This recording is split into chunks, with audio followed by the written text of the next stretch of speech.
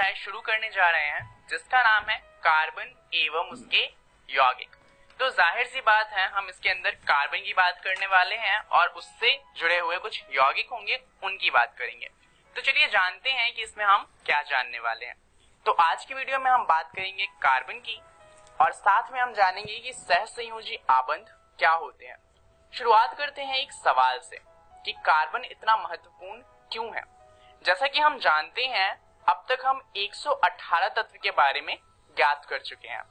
अब 118 तत्व हैं, परंतु फिर भी एक पूरा अध्याय आधारित है सिर्फ एक तत्व पे। ऐसा क्यों? कोई तो कारण होगा कि कार्बन इतना ज्यादा महत्वपूर्ण है। चलिए इसके लिए एक उदाहरण लेते हैं। हम जानते हैं कि हमें सांस लेने के लिए ऑक्सीजन की जरूरत होती है। अब ऑक्सीजन हमें कहां से मिलता है? पेड़ पौधों से। पेड़ पौधों को ऑक्सीजन देने के लिए क्या चाहिए होता है? कार्बन डाइऑक्साइड, क्योंकि जब वो कार्बन डाइऑक्साइड लेते हैं तब वो प्रकाश संश्लेषण कर पाते हैं जिससे ऑक्सीजन बनती है। अब यहाँ पर आप एक नाम देखेंगे कार्बन। तो अगर कार्बन डाइऑक्साइड नहीं होगा तो पेड़ पौधे ऑक्सीजन नहीं बना पाएंगे और ऑक्सीजन नहीं बनेगा तो हम जीवित नहीं रह सकते। तो आप ये देख सकते हैं कि एक तरीके से हमारा जीवन निर्भर करता है कार्बन पे। और सिर्फ इतना ही जरूरी नहीं है, दरअसल कार्बन और भी बहुत ज्यादा कारणों से बहुत ज्यादा महत्वपूर्ण है। अब ये सब क्यों है ये हम इस चैप्टर के एंड तक समझ जाएंगे। चलिए शुरुआत करते हैं कार्बन को समझते हुए, परंतु उससे पहले हमें कुछ बातें जाननी है जो हम पहले से जानते हैं, परंतु एक बार फिर से देख लेते हैं। पहला है परमाणु क्रमांक। रसायन विज्ञान एवं भौतिकी में सभी तत्वों को एक अलग अलग परमाणु क्रमांक यानी कि एटॉमिक नंबर दिया गया है जो एक तत्व को दूसरे तत्व से अलग करता है। जैसे कि हाइड्रोजन का परमाणु क्रमांक है 1 और हीलियम का परमाणु क्रमांक है 2। अब अलग अलग क्यों है? मान लीजिए हाइड्रोजन और हीलियम दोनों का ही परमाणु क्रमांक 1 होता तो दिक्कत क्या हो जाती कि अगर कोई ये कहता कि मुझे एक ऐसा कंपाउंड या ऐसा एटम दो जिसका परमाणु क्रमांक 1 है, तो हमें कंफ्यूजन हो जाती कि उसे हाइड्रोजन का एटम देना है या फिर हीलियम का। और इसीलिए हर अणु या हर एटम का जो परमाणु क्रमांक है वो अलग होता है। तो किसी तत्व का परमाणु क्रमांक उसके तत्व के नाभिक में स्थित प्रोटॉनों की संख्या के बराबर होता है। जैसा कि आप यहाँ पर देख सकते हैं जो हरे रंग से दिखाया गया है वो प्रोटॉन है। और दरअसल ज्यादातर अणुओं में प्रोटॉन, इलेक्ट्रॉन और न्यूट्रॉन की संख्या बराबर ही होती है, परंतु यहाँ पर कुछ ऐसे एटम हैं जहाँ पर ऐसा नहीं होता। इसलिए हम कह सकते हैं कि प्रोटॉन की संख्या के बराबर होता है परमाणु क्रमांक। अब यहाँ पर परमाणु क्रमांक क्या हो जाएगा? 3, यानी कि हमारा जो अणु है वो लिथियम का अणु है। चलिए अब एक और बात समझते हैं जो कि है इलेक्ट्रॉनिक विन्यास। अब ये क्या होता है? अणु, परमाणु या किसी अन्य भौतिक संरचना में इलेक्ट्रॉनों की व्यवस्था को इलेक्ट्रॉन विन्यास यानी कि इलेक्ट्रॉन कॉन्फ़िगरेशन कहते हैं। इसे समझने के लिए आप इसे देखिए। आपको ये तो याद होगा ही, सेंटर में हमारा है नाभिक और उसके आसपास है KLMN शेल। इसमें होता क्या है कि K शेल के अंदर 2 इलेक्ट्रॉन आ सकते हैं, L के अंदर 8 इलेक्ट्रॉन आ सकते हैं और इसी तरीके से आगे चलता है। तो यहाँ पर जो इलेक्ट्रॉन डाले जाएंगे उसी को कहा जाएगा इलेक्ट्रॉनिक विन्यास कि किस तरीके से इलेक्ट्रॉन को डाला जाए। तो चलिए अगर इतनी बात समझ आ गई है तो शुरुआत करते हैं कार्बन को समझते हुए। अब कार्बन का क्या है कि वो धरती पर 3 अलग अलग रूपों में मिलता है और उसके जो तीनों रूप हैं उन्हें अपरूप कहा जाता है। चलिए शुरू करते हैं पहले अपरूप को समझते हुए जो कि है ग्रेफाइट। ये हमारी पेंसिल्स में लगा होता है, जिससे लिखते हैं हम, वो ग्रेफाइट होता है।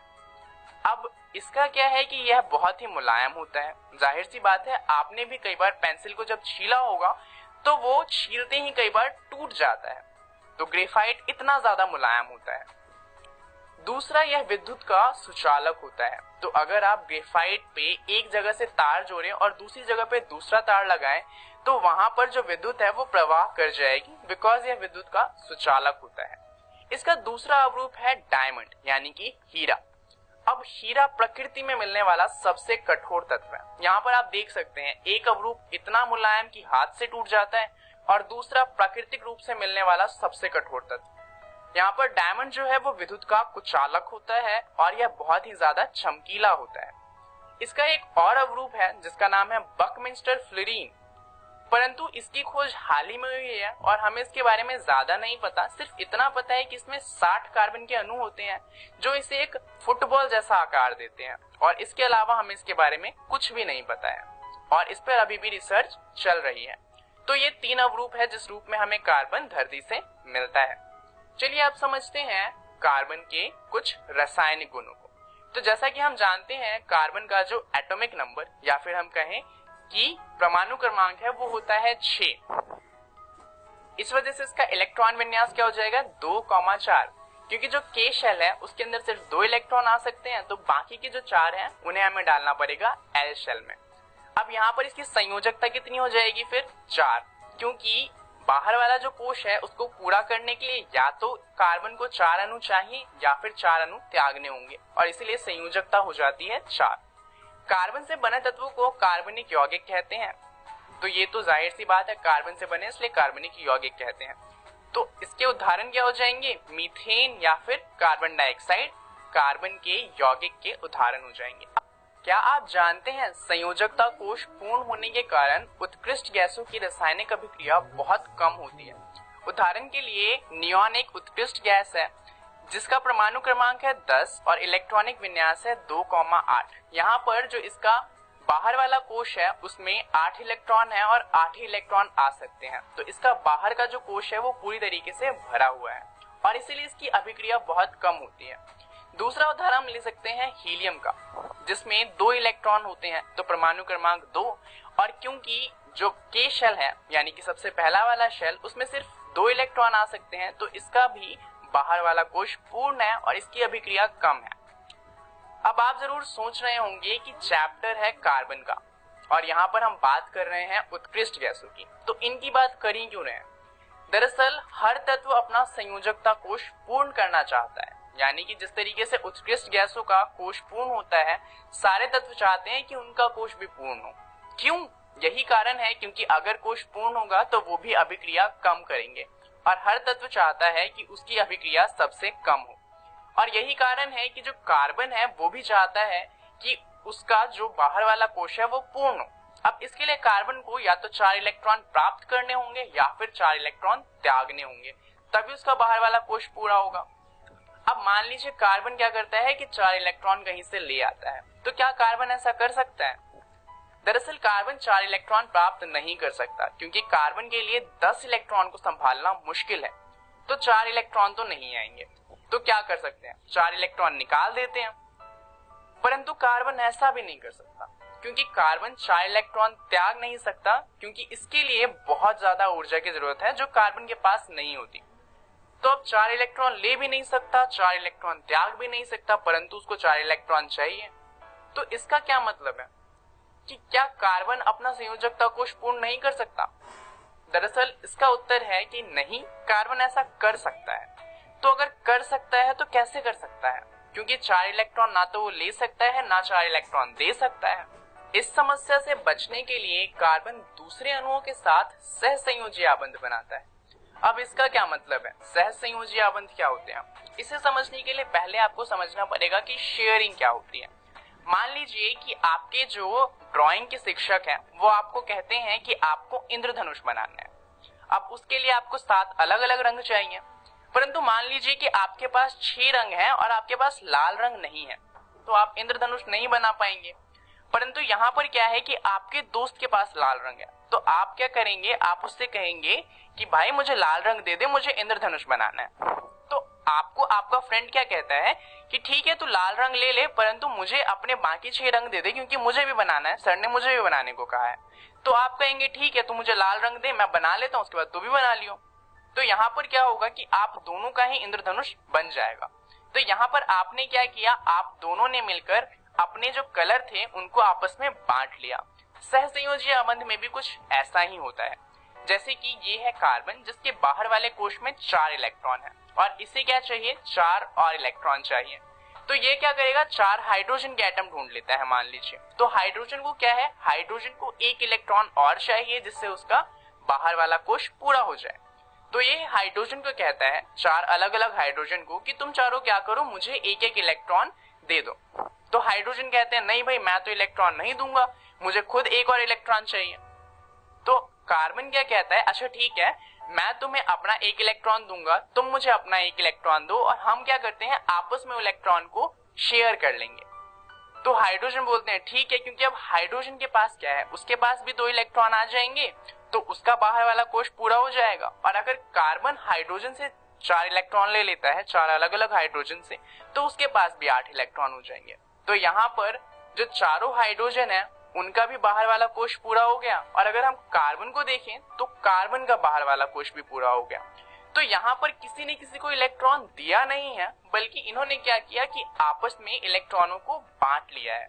यहाँ पर जो हाइड्रोजन का इलेक्ट्रॉन है उसको कार्बन इस्तेमाल कर रहा है, और कार्बन का जो इलेक्ट्रॉन है उसे हाइड्रोजन इस्तेमाल कर रहा है। और इस तरीके से जो ये दोनों ही कंपाउंड है वो अपना बाहर वाला कोश पूर्ण कर लेते हैं।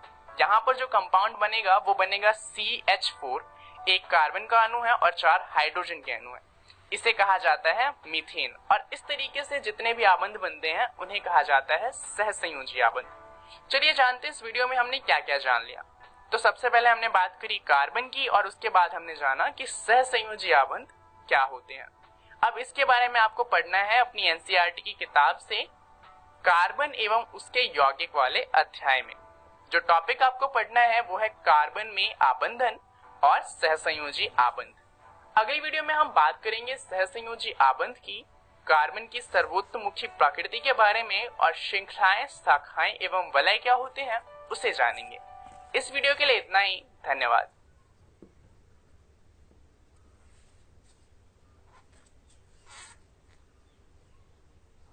नमस्कार दोस्तों, आज जो हम अध्याय करने जा रहे हैं उसका नाम है कार्बन एवं उसके यौगिक। आज हम इसका दूसरा भाग करेंगे।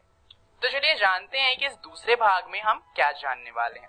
सबसे पहले हम बात करेंगे सहसंयोजी आबंध के बारे में, उसके बाद हम जानेंगे कार्बन की सर्वोत्तमुखी प्रकृति को, और उसके बाद हम बात करेंगे श्रृंखलाएं, शाखाएं एवं वलय क्या होते हैं।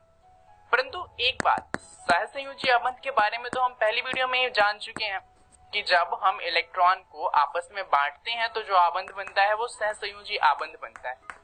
तो आप जरूर सोच रहे होंगे कि अगर हम पहले ही सहसंयोजी आबंध पढ़ चुके हैं तो इसके बाद हम इसके बारे में फिर से क्यों पढ़ रहे हैं। चलिए इसके लिए एक सवाल पूछने दीजिए मुझे।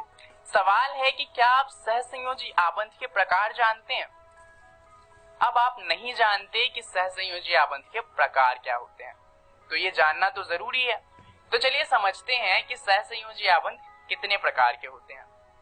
दरअसल जो सहसंयोजी आबंध हैं वो इलेक्ट्रॉनों की संख्या के आधार पर 3 प्रकार के होते हैं। अब इलेक्ट्रॉनों की संख्या के आधार पर का क्या मतलब है? हमने ये जाना था कि इलेक्ट्रॉन बांटने पे जो सहसंयोजी आबंध होता है वो बनता है। तो कितने इलेक्ट्रॉन बांटे गए हैं उसके आधार पर हम इन्हें अलग अलग भागों में बांटते हैं, और उसी के आधार पर ये 3 प्रकार के होते हैं। सबसे पहला है एकल बंध। नाम से ही समझ आ रहा है कि यहाँ पर सिर्फ एक इलेक्ट्रॉन बांटा जाएगा। इसके लिए हम उदाहरण लेते हैं हाइड्रोजन का। हाइड्रोजन में क्या होता है कि परमाणु क्रमांक होता है 1, क्योंकि उसके पास एक ही इलेक्ट्रॉन होता है, एक ही प्रोटॉन होता है और एक ही न्यूट्रॉन होता है। तो यहाँ पर उसका इलेक्ट्रॉनिक विन्यास भी हो जाएगा 1।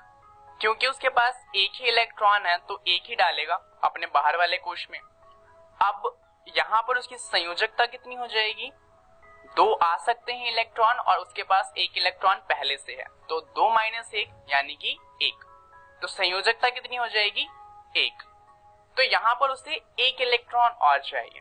अब हाइड्रोजन क्या करेगा, वो एक और हाइड्रोजन के एटम को ढूंढ के ले आएगा और उसको बोलेगा कि यार देख, मेरे पास एक इलेक्ट्रॉन है, तेरे पास भी एक इलेक्ट्रॉन है, हम दोनों क्या करते हैं आपस में अपना इलेक्ट्रॉन बांट लेते हैं। तो तेरे पास भी 2 इलेक्ट्रॉन हो जाएंगे और मेरे पास भी 2 इलेक्ट्रॉन हो जाएंगे। तो तेरा भी बाहर वाला कोश पूरा भर जाएगा और मेरा भी पूरा भर जाएगा, दोनों का फायदा हो रहा है। तो दूसरा हाइड्रोजन भी कहेगा हाँ सही बात है, और दोनों क्या करेंगे आपस में जो अपना इलेक्ट्रॉन है उसको बांट लेंगे, और इससे एक आबंध बनेगा जिसे कहा जाएगा सहसंयोजी आबंध, और उसे हम एकल बंध भी कह सकते हैं क्योंकि यहाँ पर सिर्फ एक इलेक्ट्रॉन बांटा गया है। तो इसे दिखाने के 2 तरीके हैं। आप हाइड्रोजन का एटम यानी कि H लिखकर 2 डॉट बनाकर यहाँ पर गोले बना सकते हैं, यह एकल बंध को दर्शाता है। या फिर आप क्या कर सकते हैं, 2 हाइड्रोजन के बीच में एक सिंगल लाइन को खींच देंगे तो वो भी एकल बंध को दर्शाता है। चलिए अब बात करते हैं दोहरे बंध की।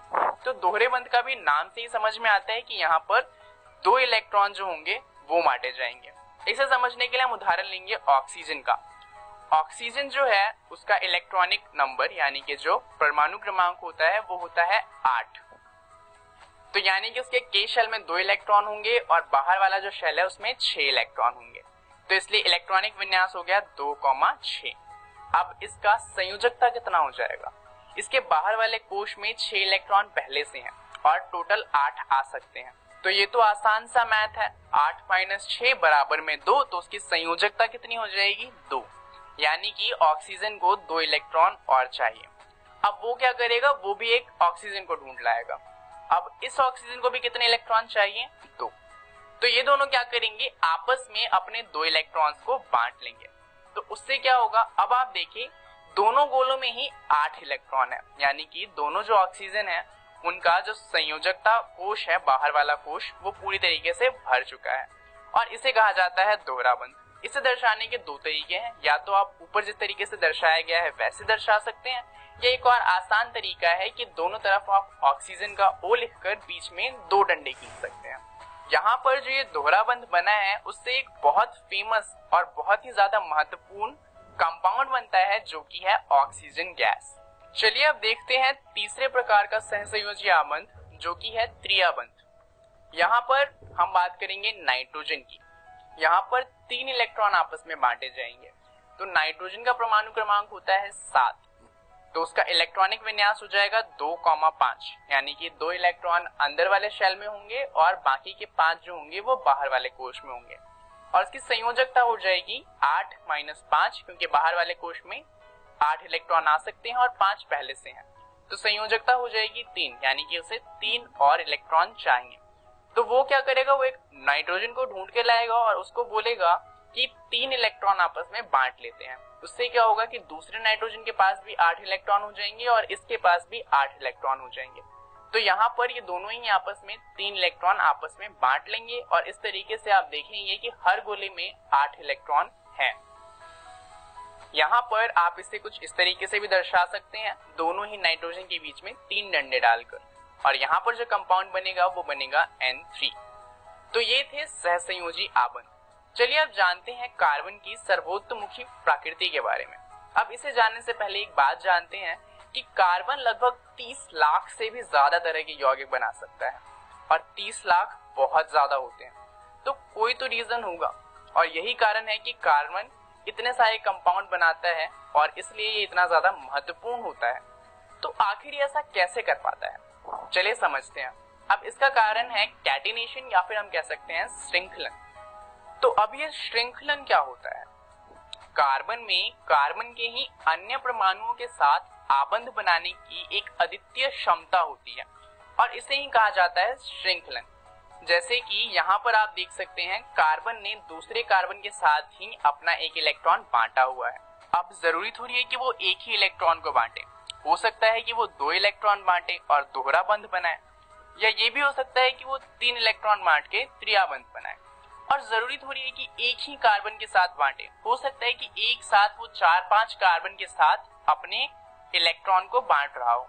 तो इससे क्या होता है कि कार्बन की एक श्रृंखला बन जाती है। जैसे कि आप यहाँ पर देख सकते हैं आपस में बहुत सारे कार्बन ही मिलकर आपस में बांध बना रहे हैं, और इससे क्या होता है कि बहुत सारे तरह के कंपाउंड बन सकते हैं।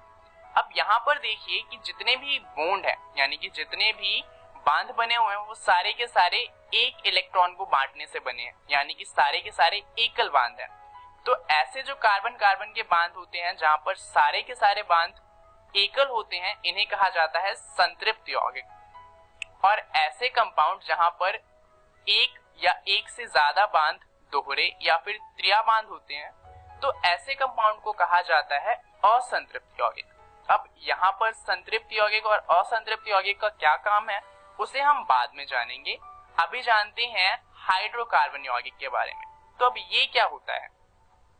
कार्बन एवं हाइड्रोजन के यौगिक को हाइड्रोकार्बन कहते हैं, यानी कि ऐसा कंपाउंड जिसके अंदर सिर्फ कार्बन हो और हाइड्रोजन हो उसे कहा जाएगा हाइड्रोकार्बन। जो हाइड्रोकार्बन एकल बांध से बनते हैं उन्हें कहा जाता है एल्केन। जैसे कि पहला कंपाउंड यहाँ पर एक कार्बन है और 4 हाइड्रोजन है, इसे कहा जाएगा मीथेन। दूसरे वाले में 2 कार्बन है और 6 हाइड्रोजन है, इसे हम इथेन कहते हैं। तीसरा वाला प्रोपेन है। अब जो हाइड्रोकार्बन दोहरे बंध बनाते हैं उन्हें कहा जाता है एल्कीन। अब यहाँ पर आप देख सकते हैं कि ऐसा नहीं है कि सारे के सारे बांध ही दोहरे हैं, यहाँ पर बस एक दोहरा बांध है। तो अगर ऐसा कोई हाइड्रोकार्बन है जिसमें एक भी दोहरा बांध होता है तो उसे हम कहते हैं एल्कीन। यहाँ पर जो कंपाउंड बना है उसे कहा जाएगा प्रोपीन। अब जो हाइड्रोकार्बन त्रिया बांध से बनते हैं, यानी कि उनके बीच में अगर एक भी त्रिया बांध होता है तो उसे कहा जाता है अल्काइन। जैसे कि यहाँ पर ये जो यौगिक है ये है प्रोपाइन। चलिए अब समझते हैं श्रृंखलाएं, शाखाएं एवं वलय को। तो यहाँ पर इनका क्या मतलब है, इसको जानने से पहले चलिए एक सवाल देखते हैं कि क्या हाइड्रोकार्बन की एक से ज्यादा संरचना हो सकती है। अब संरचना का मतलब है कि क्या एक ही हाइड्रोकार्बन को एक से ज्यादा तरीके से दिखाया जा सकता है। अब आप सोच रहे होंगे ऐसा कैसे पॉसिबल है। दरअसल ये पॉसिबल है, ऐसा हो सकता है। उदाहरण के लिए ये देखिए, यहाँ पर आप कार्बन और हाइड्रोजन की संख्या को गिनिए। अगर आप गिनेंगे तो आप पाएंगे यहाँ पर 4 कार्बन है और 10 हाइड्रोजन है। अब जरा इसे देखिए, यहाँ पर भी गिनिए कि कार्बन कितने हैं और हाइड्रोजन कितने हैं। थोड़ी अजीब बात है, परंतु यहाँ पर भी कार्बन 4 है और हाइड्रोजन 10 है। तो यहाँ पर ये जो दोनों कंपाउंड है वो बराबर है, उनमें अणुओं की संख्या भी बराबर है, परंतु इन्हें अलग अलग तरीके से दर्शाया गया है। तो इसे कहा जाता है समावयवता, जिसे हम इंग्लिश में कहते हैं आइसोमेरिज्म। चलिए देखते हैं कि इसकी डेफिनेशन क्या है। ऐसे यौगिक जिनके संगठन तथा अणु अवयव एक होते हुए भी उनके गुणों में विभिन्नता है, ऐसे यौगिकों को समावयवी कहते हैं, यानी कि आइसोमर कहा जाता है। और इस तथ्य का नाम समावयवता यानी कि आइसोमेरिज्म कहलाता है। तो यहाँ पर होता क्या है कि कार्बन की संख्या भी बराबर होती है, हाइड्रोजन की संख्या भी बराबर होती है, परंतु वो दर्शाए अलग तरीके से जाते हैं और उनके गुण अलग हो जाते हैं, क्योंकि वो दर्शाए अलग तरीके से जा रहे हैं। उदाहरण के लिए यहाँ पर आप देखेंगे कि श्रृंखलाएं हैं, यहाँ पर जितने भी कंपाउंड हैं सब में 4 कार्बन है, परंतु उन्हें अलग अलग तरीके से दर्शाया जा रहा है। इसे कहा जाएगा श्रृंखलाएं, बिकॉज यहाँ पर कार्बन की श्रृंखला बन रही है। उसी तरीके से शाखाएं बनती हैं, जैसे कि आप यहाँ पर देख सकते हैं नीचे कार्बन की श्रृंखला है जहां पर एक कार्बन एक पेड़ की टहनी की तरह उससे बाहर निकल रहा है, तो इसे कहा जाएगा शाखाएं। ऐसे ही जब कार्बन से मिलकर एक पूरा चक्र जैसा बनता है, जैसे कि आप यहाँ पर देख सकते हैं, तो इन्हें कहा जाता है वलय। जैसे कि यहाँ पर बेंजीन है जो एक वलय बना रही है। तो ये है समावयवता यानी कि आइसोमेरिज्म। चलिए समझते हैं इस वीडियो में हमने क्या क्या देख लिया। हमने यहाँ पर सीखा कि सहसंयोजी आबंध क्या होता है, साथ में हमने जाना कि कार्बन की सर्वोत्तमुखी प्रकृति क्या है, जहां हमने जाना कि कार्बन अपने साथ ही आबंध बना सकता है, और लास्ट में हमने जाना श्रृंखलाएं, शाखाएं एवं वलय क्या होते हैं। अब इन सभी के बारे में आपको घर से अपनी एनसीईआरटी किताब से पढ़कर आना है। अगली वीडियो में हम बात करेंगे प्रकार्यात्मक समूह के बारे में, और साथ में हम जानेंगे समजातीय श्रेणी को, और आखिर में हम बात करेंगे कार्बनिक यौगिकों की नाम पद्धति के बारे में, जहां हम सीखेंगे कि ये जो कार्बन के कंपाउंड हैं उनका नाम कैसे रखा जाता है। इस वीडियो के लिए इतना ही, धन्यवाद।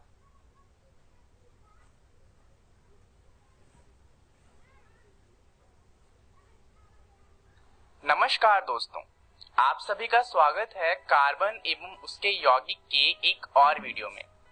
ये इसका तीसरा पार्ट है। चलिए जानते हैं कि इस पार्ट में हम क्या देखने वाले हैं। तो शुरुआत करेंगे हम समझते हुए प्रकार्यात्मक समूह